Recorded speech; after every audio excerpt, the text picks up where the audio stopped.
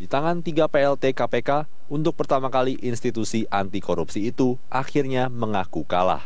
KPK mengaku kalah dan tidak melanjutkan penyidikan perkara Komjen Budi Gunawan. Kasus tersebut akan dilimpahkan ke Kejaksaan Agung yang kemudian disinyalir akan kembali dilimpahkan ke Polri. Satu kasus ini, kami KPK terima kalah, tapi tidak berarti harus menyerah.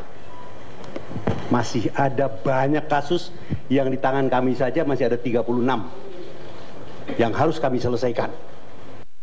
Ketua sementara KPK Taufikur Rahman Ruki menganggap KPK telah dikalahkan oleh hasil pra-peradilan.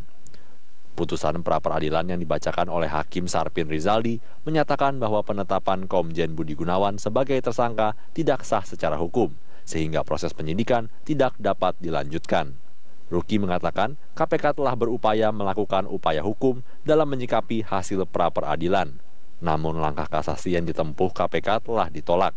Meski demikian, KPK tetap berupaya menuntaskan penanganan perkara korupsi lain.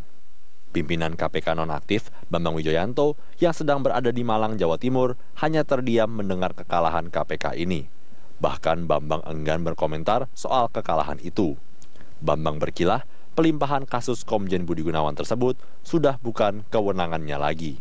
Saya tidak dalam kapasitas untuk menjawab itu, karena itu bukan urusan saya kan pimpinan sementara kan, yang sudah bukan pimpinan sementara. Saya adalah non-aktif, jadi sebaiknya itu ditanyakan kepada yang masih aktif. Sementara sejumlah LSM sangat kecewa terhadap sikap KPK yang menyerahkan begitu saja penanganan perkara Budi Gunawan ke Kejaksaan Agung.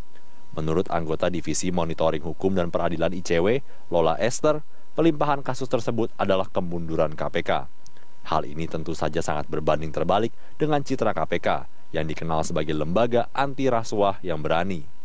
Ini bukan cuma langkah kontroversial, ini langkah yang sangat mengecewakan dan juga ya bisa dibilang langkah mundur gitu.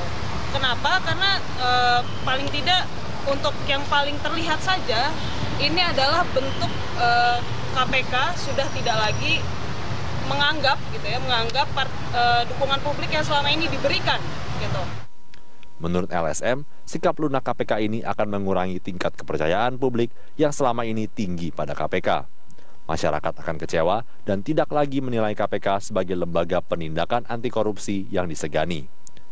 ICW pun menuding Taufikur Rahman Ruki sebagai duri dalam daging bagi KPK.